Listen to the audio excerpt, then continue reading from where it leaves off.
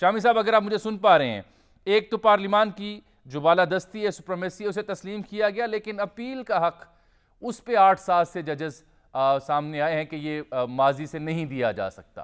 क्या कहते हैं आज आप इस फैसले पर?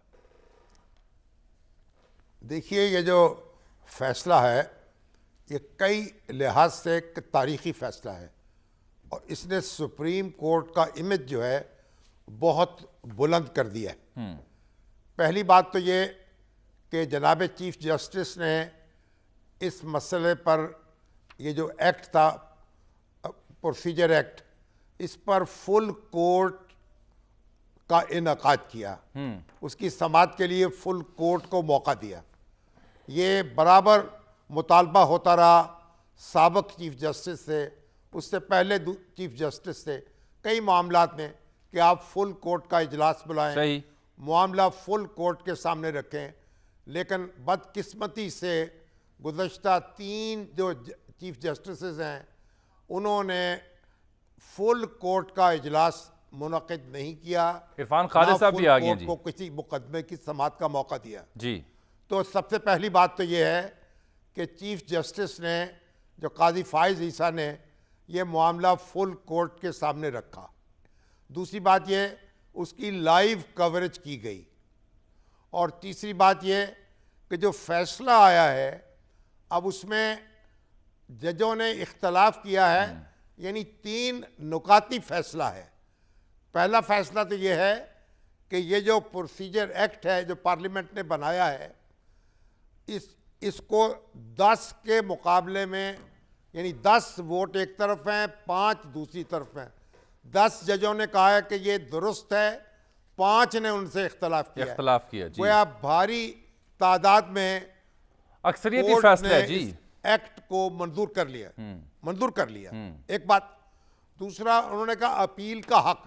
ये 184(3) में जहां सुप्रीम कोर्ट बराह रास्त मुकदमा सुनती है और लोगों के बारे में फैसला कर देती है, इब्तदाई अदालत बनकर और फिर इंतहाई अदालत बनकर भी उसके खिलाफ अपील नहीं हो सकती थी, तो 9 जजों ने फैसला किया कि ये अपील का हक दुरुस्त है जी, और 6 ने इख्तलाफ किया।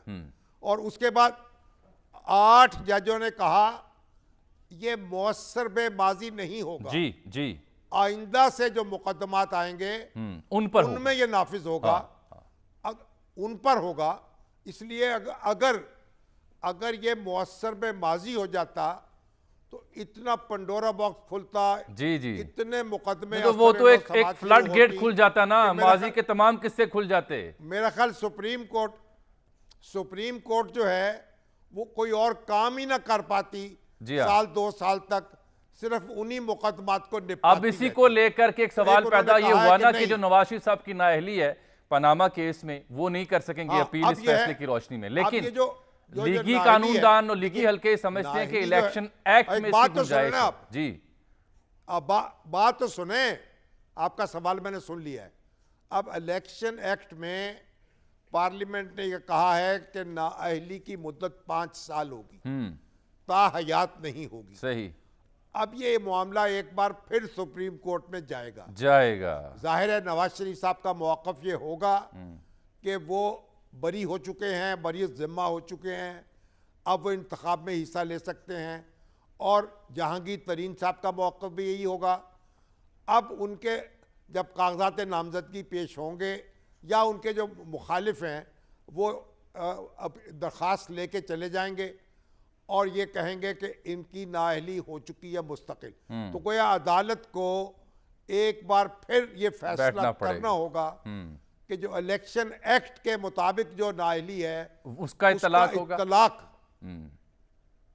होगा या नहीं होगा।